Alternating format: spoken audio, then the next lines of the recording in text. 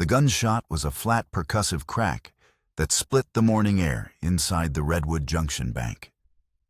It was not the sound of panicked robbery, but of cold, deliberate punctuation. Dust motes previously dancing in the slanted columns of sunlight swirled in a sudden, violent vortex. Outside, the world of plodding hooves and distant train whistles fell away, replaced by the ringing in Elias Vance's ears and the sharp, metallic tang of gun smoke. He was on his knees not from a bullet, but from the raw, disbelieving shock that had buckled them. The floorboards were rough against his palms, smelling of pine sap and settled grit. Before him, a small silver object skittered across the wood, spinning like a spent coin, before coming to rest against the scuffed toe of the teller's cage. It was his locket. The chain severed by the bullet lay in two useless pieces on the floor. Chaos reigned around him. A woman screamed a muffled, desperate sound. The bank manager, a portly man named Henderson, with a perpetually sweating brow, was stammering pleas from behind the counter, his hands held high. But Elias saw none of it. His world had narrowed to the glint of that dented silver oval. The man who had fired the shot stood over him, a figure silhouetted against the bright doorway. He was tall, dressed in a dusty black duster, his face obscured by a dark bandana.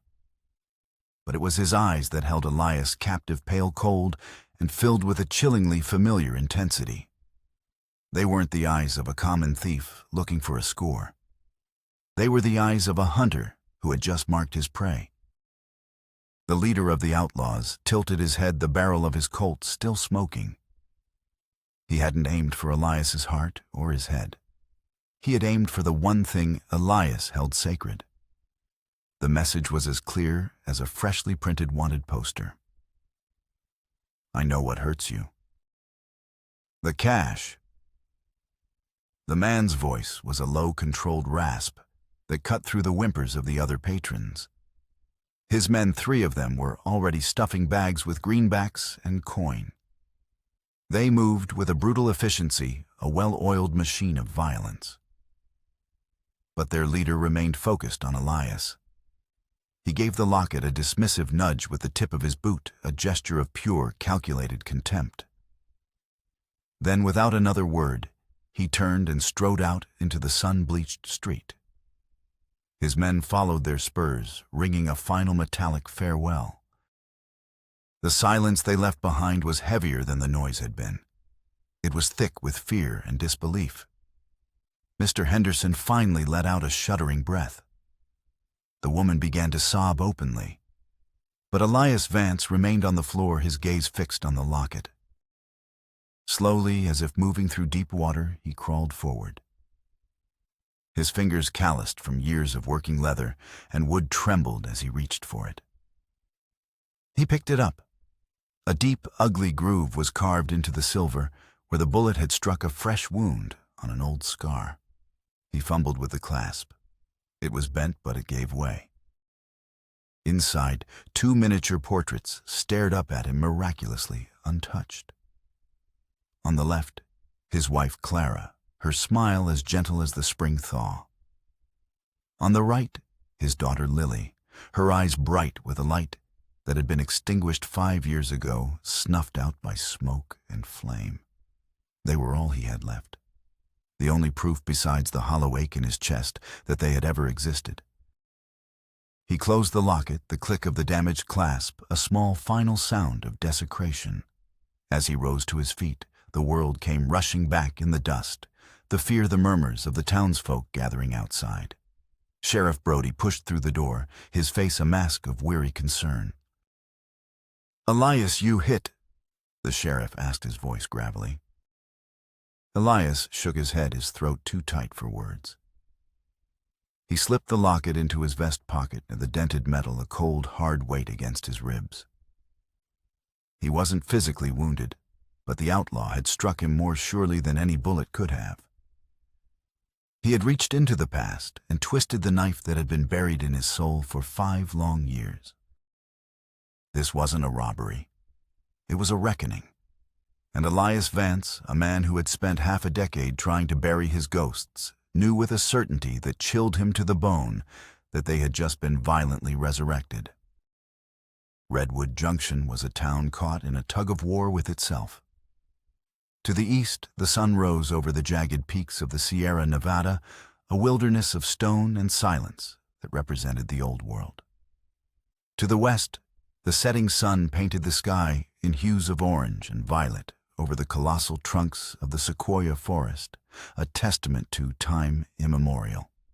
And cutting straight through the middle of it all was the railroad, two parallel lines of steel that hummed with the promise of the new world. The town itself was a collection of raw timber buildings lining a wide, dusty main street.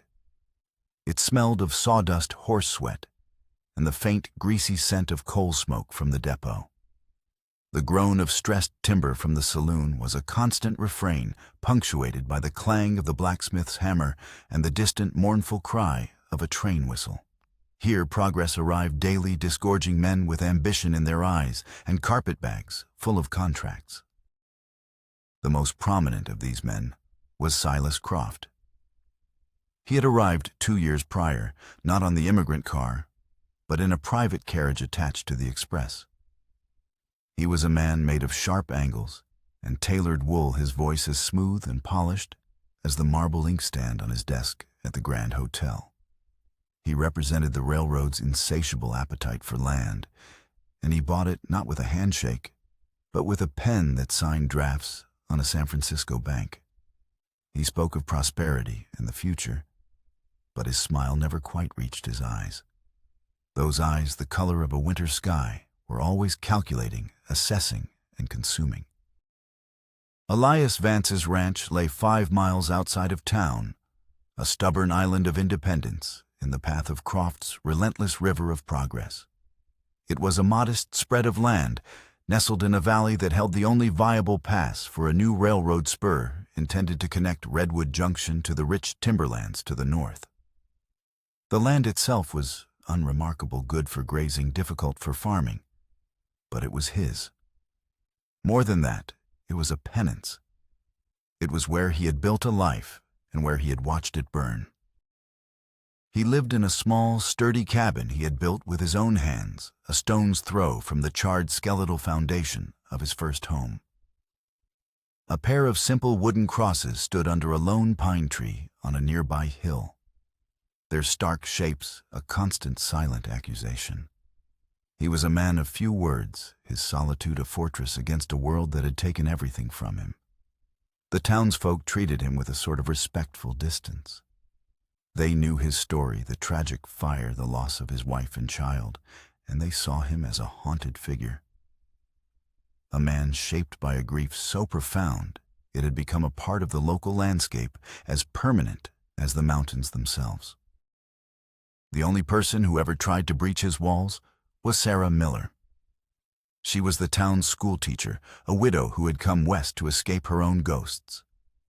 She had a quiet strength and a pair of perceptive, intelligent eyes that saw past the gruff exterior to the broken man within. She would occasionally leave a fresh-baked pie on his porch or offer a simple, kind greeting in town, small gestures that Elias accepted with a curt nod, unable to offer more. She was a reminder of a life of warmth and connection he felt he no longer deserved. Oh. After the bank robbery, Elias retreated to his ranch, the violated locket a burning ember in his pocket. He didn't report the specific act to Sheriff Brody. How could he? A man shot my necklace.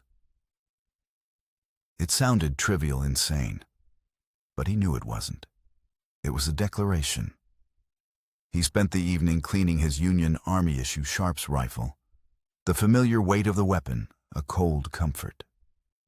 The smooth, oiled action of the falling block was a ritual that calmed his frayed nerves. He had been a sharpshooter, a man who could command death from 1,000 yards. He had buried that man 5 years ago along with his family.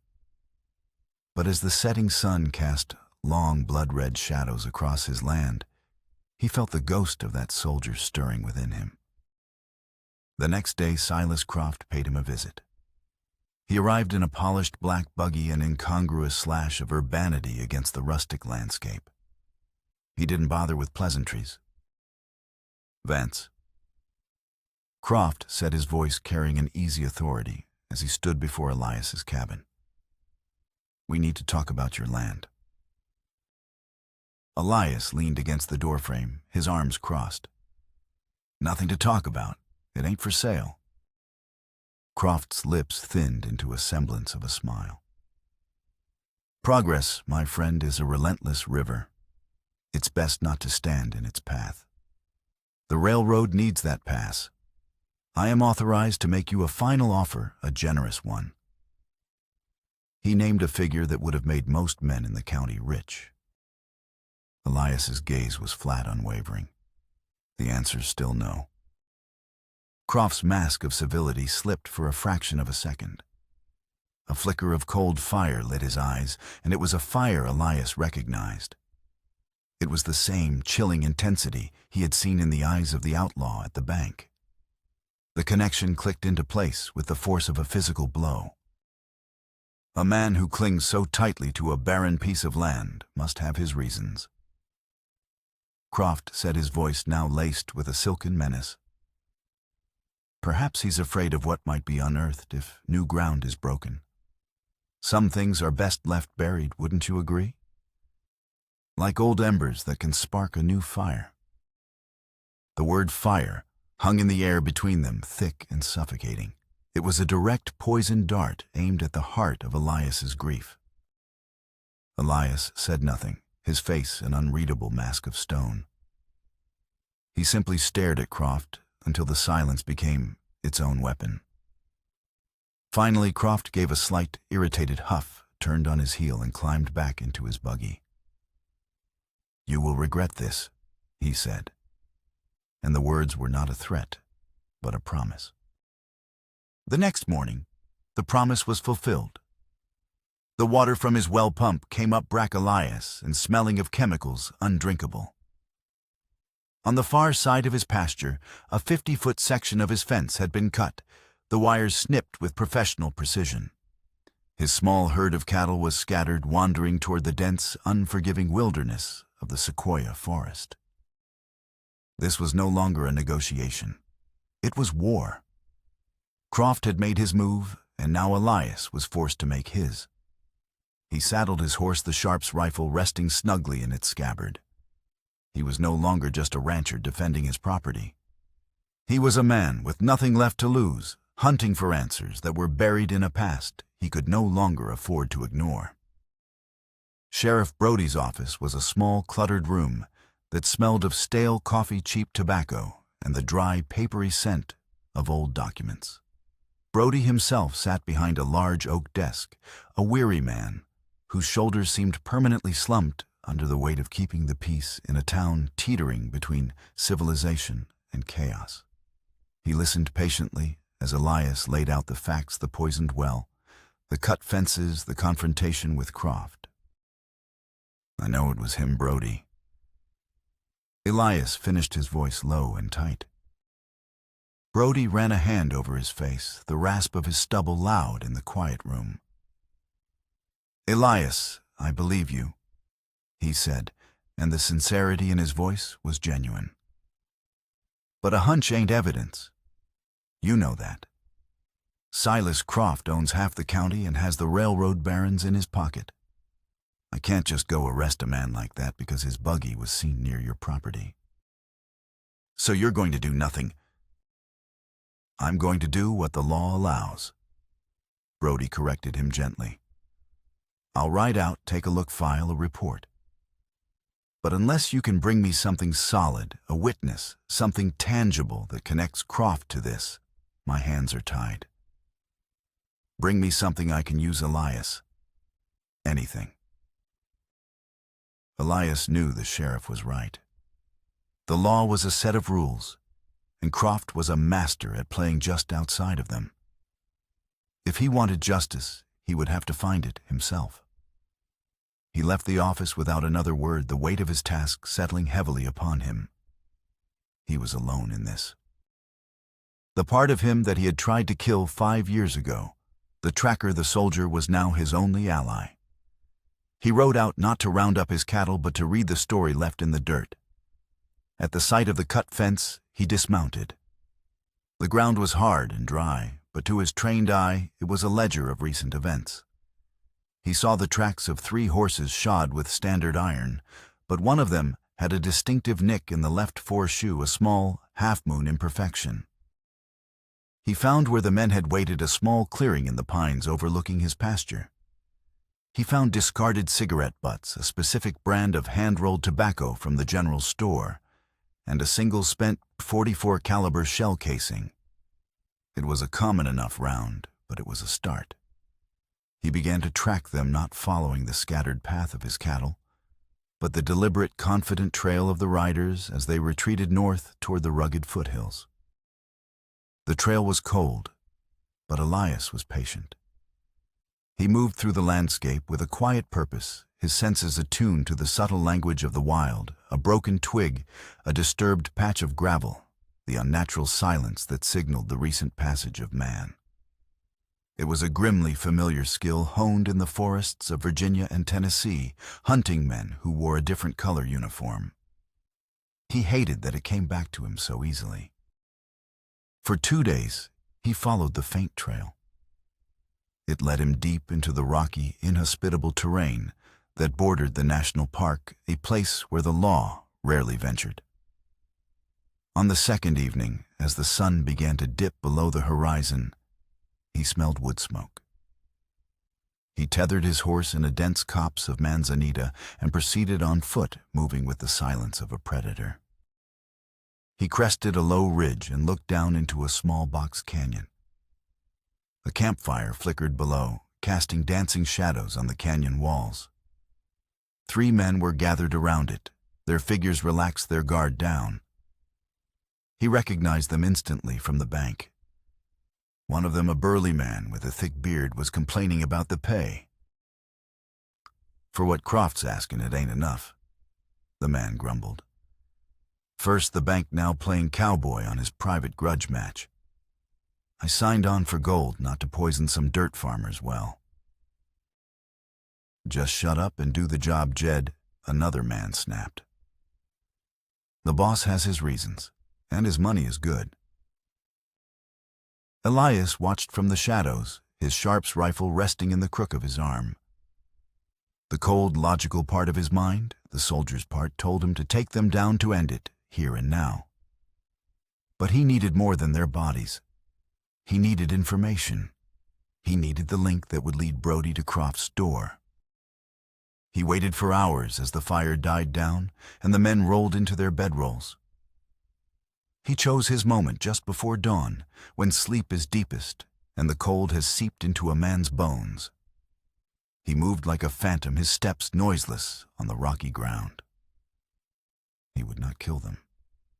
He just needed one of them. His target was the man with the distinctive horse, the one who had spoken of Croft's reasons. He descended into the camp, his revolver now in his hand. The plan was simple: disable one, create confusion, and retreat with his prize. But plans like men rarely survived contact with reality. As he moved to secure his target, a twig snapped under his boot. It was a small sound, but in the pre-dawn stillness, it was as loud as a gunshot. Jed, the burly complainer, shot up from his bedroll, a pistol already in his hand. The camp exploded into a chaotic flurry of action. Gun smoke filled the air. Wood splintered. He dove for cover behind a cluster of boulders as bullets whined past his head. The hunter had become the hunted. The next day, Elias rode into Redwood Junction, not in triumph, but in quiet desperation. The failed ambush in the canyon had cost him dearly. He'd escaped, but not before taking a bullet that had grazed his side, a fiery reminder of his rustiness. More importantly, the outlaws were now alerted. They knew he was coming for them. He needed to change his approach. He went to the saloon not for a drink, but for information.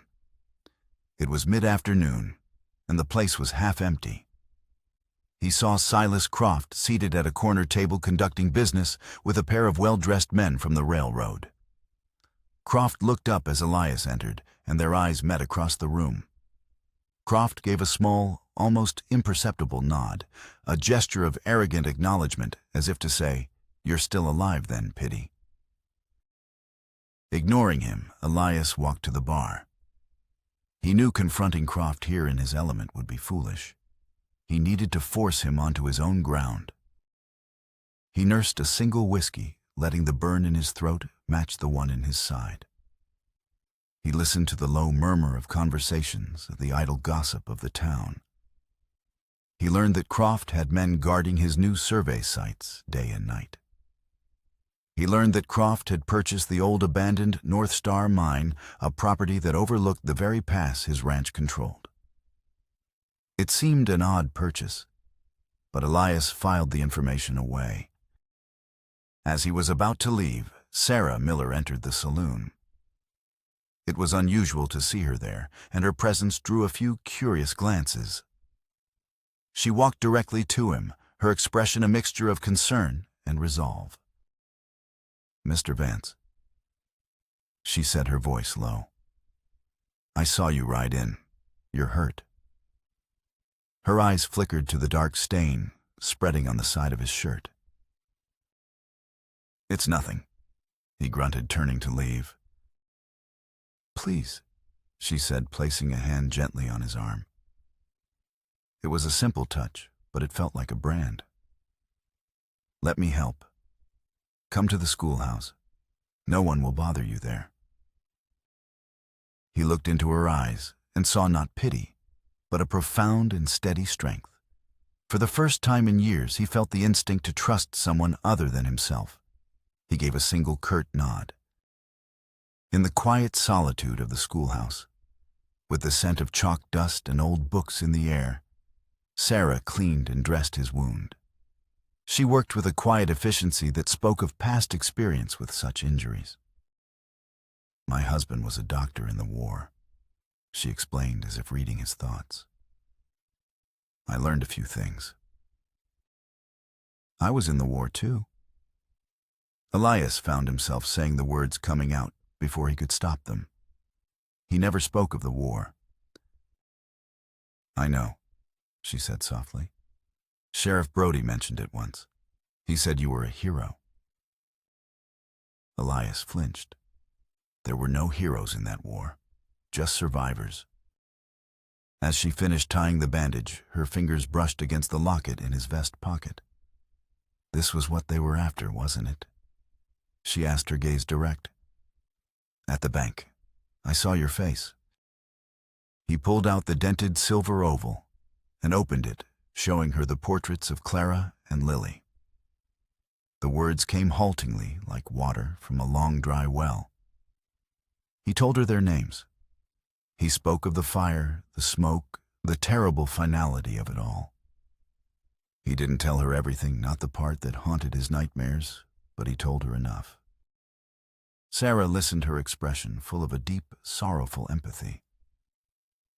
"Grief can be a fortress, Elias," she said when he was done, her voice gentle. "But even fortresses need a friendly face at the gate. You don't have to carry this alone." Her kindness was a disarming weapon, chipping away at the stone walls he had built around his heart. For a fleeting moment, he felt a flicker of the man he used to be, before the fire had burned everything to ash. Armed with new resolve, he devised a new plan. He couldn't take all three outlaws at once. He needed to isolate one. He spent the next day watching their movements, learning their routines. He discovered that one of them, a lanky youth who looked barely old enough to shave, made a regular trip into town for supplies.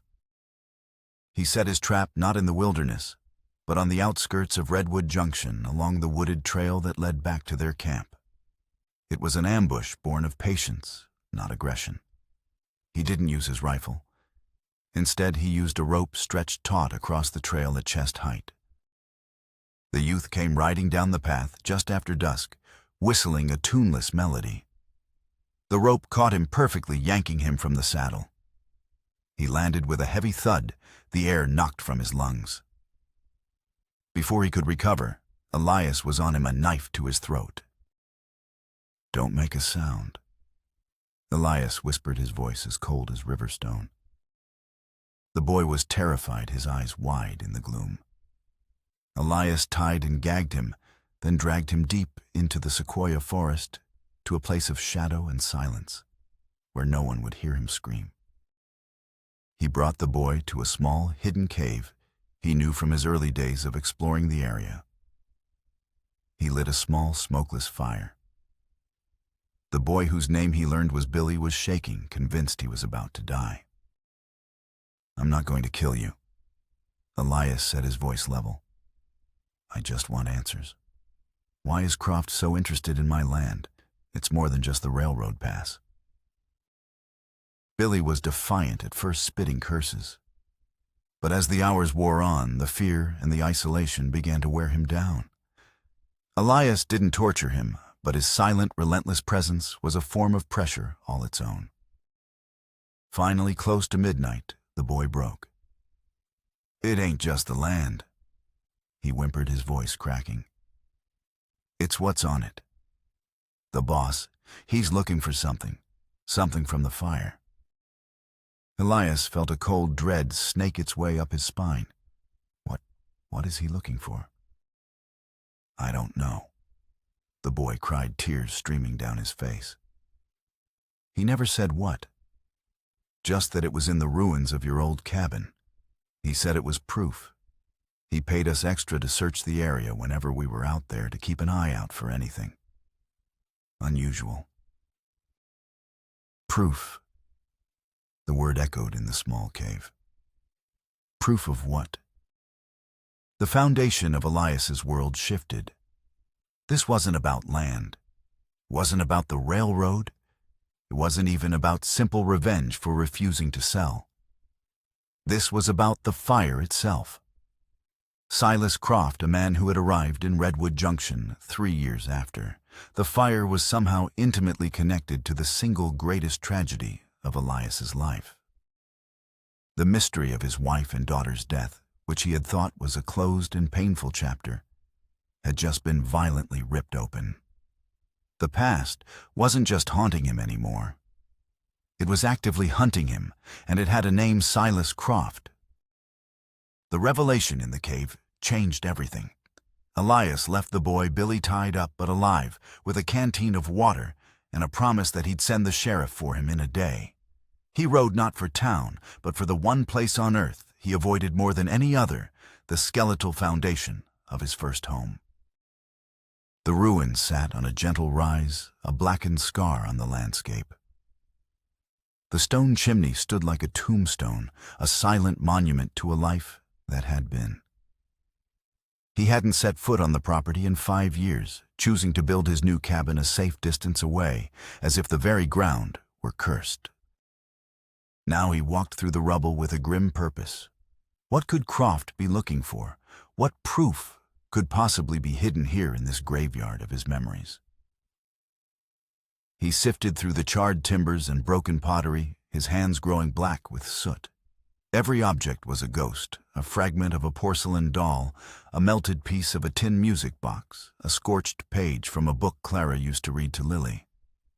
The work was agonizing, a fresh torment on an old wound. He found nothing. Nothing that would mean anything to a stranger. He was so engrossed in his desperate search that he didn't hear the riders until they were almost upon him. He looked up to see a posse cresting the hill. At its head was Sheriff Brody, his face set in a grim, unhappy mask. Elias Vance. Brody's voice boomed, carrying a weight of official duty that crushed any hint of their past friendship. There was a railroad payroll delivery hit an hour ago. 2 guards dead. We found this at the scene. He held up a small object. It was a unique, hand-loaded .50 caliber shell casing, the kind used only by his Sharps rifle. A plant. A perfect damning piece of manufactured evidence. "I'm placing you under arrest for robbery and murder," Brody said, his voice flat with regret. "Don't make this harder than it has to be." Elias's mind raced. Croft was moving faster than he had anticipated. While he was digging through his own past, Croft was busy writing him a new criminal future. To be arrested now would be a death sentence. He would be trapped in a cell while Croft finished whatever dark work he had started. He had only one option. In a single fluid motion, he dove behind the stone chimney. A shot rang out from the posse, splintering the wood of a nearby fence post. He drew his revolver. "Brody, it's a frame-up," he yelled. "Croft is behind this." "I can't listen to that now, Elias. You have to come in." But Elias knew he couldn't. He fired a single shot into the dirt, well to the left of the posse, a warning, not an attack. In the ensuing confusion, he sprinted for the tree line, where his horse was tethered. More shots followed, but he was a moving target, a ghost slipping into the deep shadows of the sequoia forest. He was now a fugitive. The law, the only institution he had thought might help him, was now hunting him. He was utterly alone, with the full weight of Croft's power and the state's authority bearing down on him. He rode hard, not toward the mountains, but circling back toward town under the cover of the dense woods. There was only one person he could turn to, one slim hope in a world that had turned against him. He rode for Sarah Miller.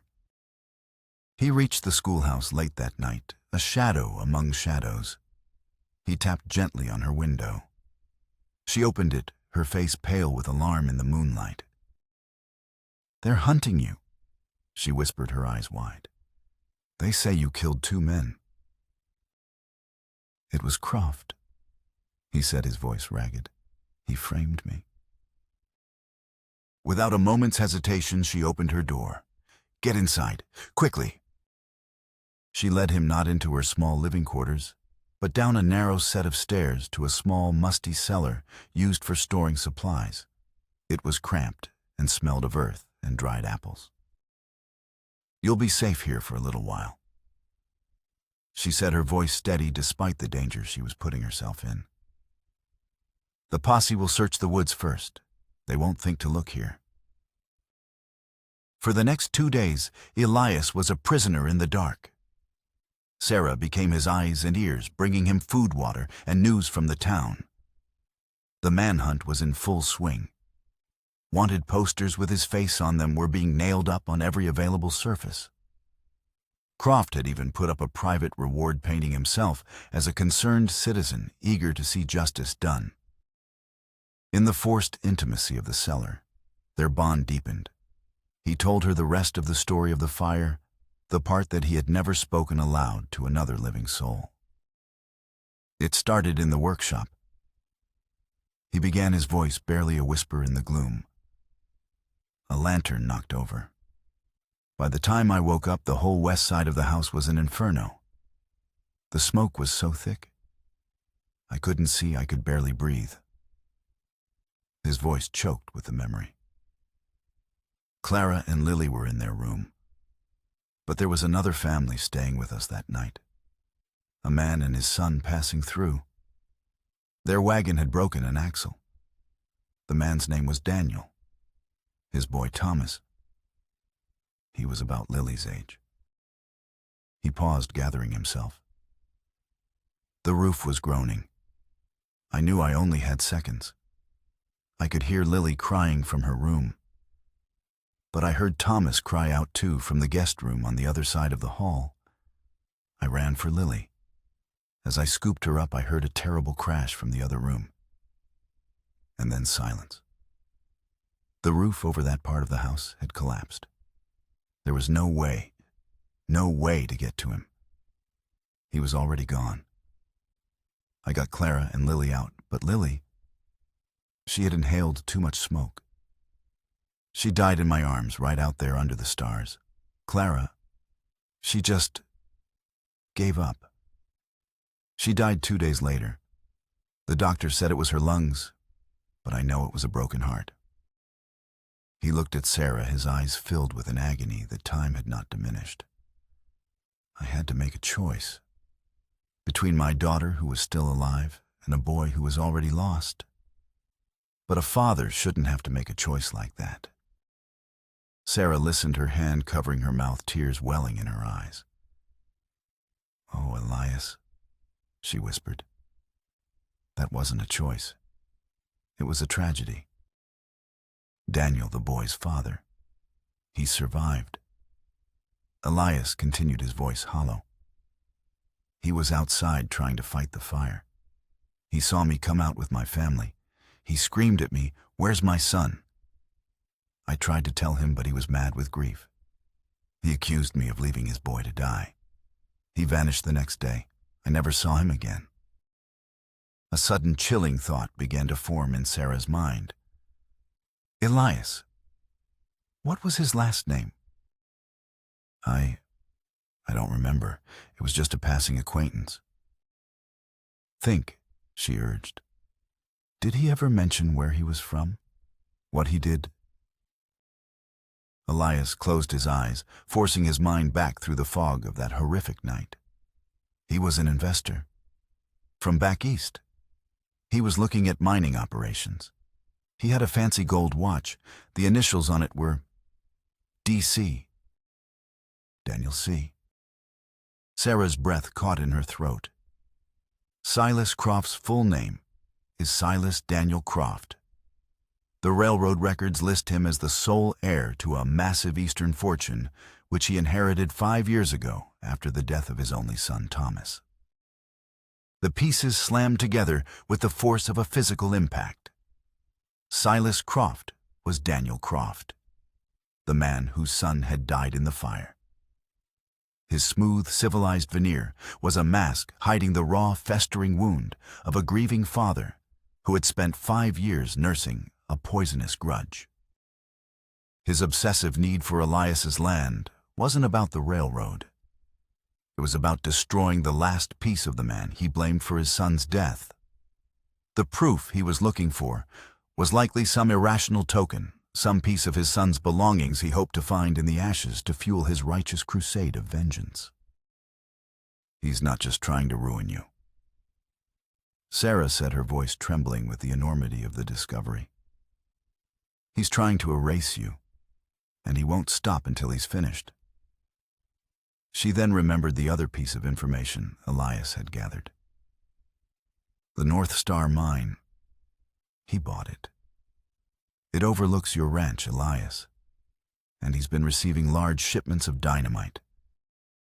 Elias looked up, his eyes suddenly clear and sharp. The hunted look was gone, replaced by the cold, calculating focus of the soldier. He finally understood Croft's endgame. He wasn't just going to destroy Elias's reputation. He was going to physically obliterate the land itself, wiping the scene of his tragedy off the face of the earth in a final explosive act of madness. And he was going to use the outlaw, Elias Vance, as the perfect scapegoat. A storm was brewing both in the heavens and on the ground. The sky to the west was a bruised, angry purple, and a low, guttural rumble of thunder echoed through the mountains. It was the perfect cover. Under the cloak of the approaching tempest, Elias slipped out of the schoolhouse cellar. He moved through the back alleys of Redwood Junction, a ghost in his own town, until he reached the livery stable. He saddled his horse, the Sharp's rifle, a familiar, comforting weight against his back. He was no longer running. He was heading into the heart of the storm. The trail to the North Star mine was a treacherous, winding path that clung to the mountainside. As he climbed higher, the wind began to howl, tearing at his clothes and whipping the pines into a frenzy. Rain began to fall first, as a light mist, then as a torrential downpour that turned the trail into a slick, muddy river. Lightning split the sky, illuminating the world in stark, epileptic flashes of white, followed by immediate, deafening cracks of thunder that shook the very rock beneath him.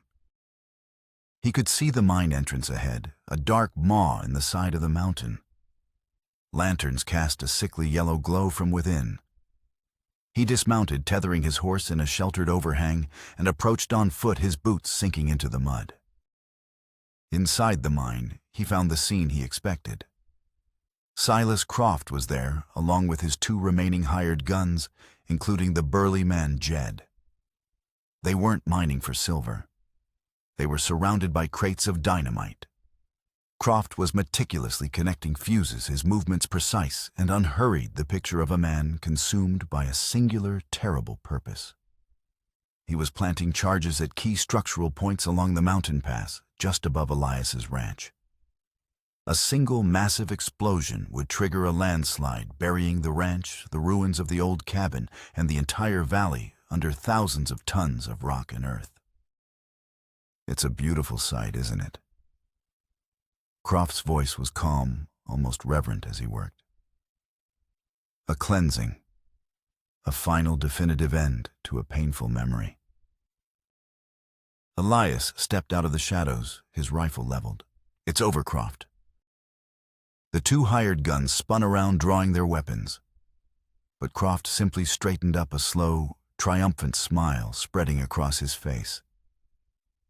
"On the contrary, Vance," he said, his voice smooth as silk despite the roaring storm outside. "It's just beginning. You see, when this mountain comes down, they will find your body in the wreckage. The tragic end of a wanted killer who, in a final act of madness, tried to destroy the railroad's progress. It's a perfectly neat ending. I do so admire neat endings. Your son is dead because of an accident." Elias said, his voice raw with emotion. It was a fire, not a judgment. Croft's face contorted in a mask of pure fury, the veneer of civility stripped away to reveal the raging grief beneath. "Liar, you let my son die. My Thomas, I saw you. You came out of that inferno with your family, and you left my boy to burn. You chose them over him. There was no choice." Elias yelled, his voice cracking over the sound of the thunder. The roof had already collapsed. He was gone before I could even get to the door. Lies. Croft shrieked, his sanity unraveling. He pulled a detonator from a nearby crate, its plunger a stark, ugly threat. "You will pay for what you did. You will lose your land, your name, your very existence, just as I lost my son." In that moment, lightning illuminated the scene in a brilliant flash. Elias saw that one of the main fuses, a long, thick cord leading to the heart of the explosive cache, was already lit, sputtering and hissing as it burned its way toward detonation. He had seconds. He fired the sharps. The shot was deafening in the enclosed space. It wasn't aimed at Croft, but at a lantern hanging from a wooden support beam directly above Jed. The bullet shattered the glass, and flaming oil rained down. Jed screamed as his shirt caught fire, and he stumbled back blindly, firing his pistol into the ceiling. The other gunman took aim at Elias, but Elias was already moving, diving behind a stack of crates. A gun battle erupted in the flickering, chaotic light of the mine. The explosions of the firearms, almost indistinguishable from the thunder outside. Bullets ricocheted off the rock walls, sending chips of stone flying like shrapnel. Elias knew he couldn't win a direct fight. He had to stop that fuse. Under the cover of the chaos, he scrambled toward the burning cord. He could see Croft, his face a mask of insane glee, watching the fuse burn closer and closer. He rose from cover, aimed his revolver, and fired. The bullet struck the rock wall just inches from Croft's head. The shock of it made Croft stumble back, dropping the detonator. Elias seized the opportunity. He lunged for the fuse, grabbing the burning end with his bare hand. The pain was searing, but he ignored it, crushing the sparks against the wet, muddy floor until the hiss died and the flame was extinguished. He looked up, his hand throbbing, to see the second gunman bearing down on him. But before the man could fire, a shot rang out from the mine entrance. The gunman crumpled to the ground. Sheriff Brody stood there, silhouetted against the storm, a smoking pistol in his hand. Behind him stood Sarah, her face pale but resolute. She had gone for help the moment Elias had left. The mine fell silent, save for the groan of the wounded Jed and the relentless roar of the storm. Silas Croft stood alone, his crusade of vengeance shattered the dynamite, inert, his reality collapsing around him. He looked at Elias, his eyes no longer filled with hatred, but with a vast, empty despair. The monster was gone, replaced by a broken, grieving father who had lost his way in the darkness.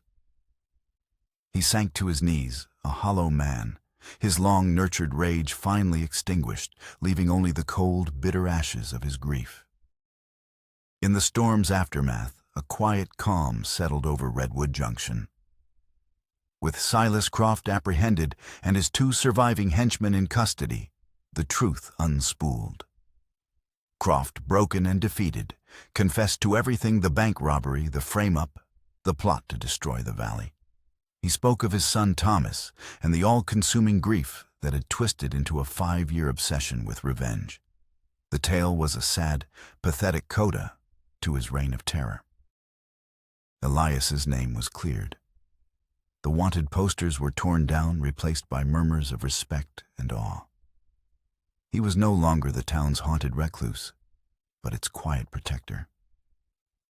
People who had once avoided his gaze now offered nods of gratitude in the street. The fortress of his solitude had been breached not by force, but by the necessity of his own heroic actions. He sat with Sarah on the porch of the schoolhouse as the last of the storm clouds drifted away, leaving a sky washed clean and brilliant with stars. The air was cool and smelled of damp earth and pine. For the first time, he spoke of Clara and Lily, not with the choked, halting words of a man reliving a nightmare, but with the gentle sadness of loving memory. He told Sarah about Lily's laugh, how it sounded like wind chimes. He described the way Clara's eyes would crinkle at the corners when she smiled. For 5 years, he said, his voice soft in the twilight, I thought my only job was to stand guard over their memory like a soldier at a tomb. I thought if I let anyone in, if I felt anything else, it would mean I was forgetting them. Sarah reached out and placed her hand over his. It was not his wounded hand, but his whole one. Remembering isn't the same as being haunted, Elias. She said gently, a memory can be a home, not a prison. A man is not defined by the ghosts he carries, but by the home he builds for them. He looked at their joined hands, then into her eyes, and saw not a replacement for what he had lost, but a path toward a future he never thought he would have, a future where memory and life could coexist. Months later, spring arrived in the Sierras. The land which had been threatened with violent erasure was now bursting with new life. The snow on the high peaks melted, feeding the creeks that ran through the valley. Wildflowers painted the meadows in vibrant strokes of blue and gold. The railroad, under new and less aggressive management, had surveyed a different, more stable route for its spur, leaving Elias's land in peace. Elias was no longer an outcast. He was a part of the town's slow, steady rhythm of rebuilding. He helped his neighbors round up stray cattle, shared a quiet coffee at the Mercantile, and even found himself in a long conversation with Sheriff Brody about the future of Redwood Junction. The man who had once spoken only in grunts and curt nods was learning to use his voice again. One clear, bright afternoon, he walked up the small hill to the 2 wooden crosses that marked his family's graves. The grass around them was green and lush. For years, this place had been a symbol of his failure, of all that had been taken from him. Now it felt different. It felt like a sanctuary. He reached into his pocket and pulled out the silver locket. He had spent weeks carefully repairing it. The dent from the outlaw's bullet was still there, a faint, smooth depression he had chosen not to erase completely. It was a scar, a reminder of the battle he had fought to protect the memory within. He had polished the silver until it shone with a soft, warm light. Between the 2 graves, he had planted a young sequoia tree. It was small now, barely taller than his waist, but he knew it would one day grow to touch the sky, a living monument of strength and endurance. He opened the locket one last time, gazing at the faces of his wife and daughter. He felt a familiar pang of sorrow, but it was no longer the sharp, jagged pain of guilt. It was a clean, deep ache of love, and loss, an ache he could live with. With a gentle hand, he fastened the repaired chain around a sturdy young branch of the sequoia. The locket hung there, catching the afternoon sun, a small, bright beacon of silver against the green of the new leaves. It was not a burial of the past, but an offering to the future. A promise that life, like the great trees that guarded this valley, would continue to grow, reaching for the light even from the deepest sorrow. He was no longer running from his past, but honoring it as he finally bravely began to build a future.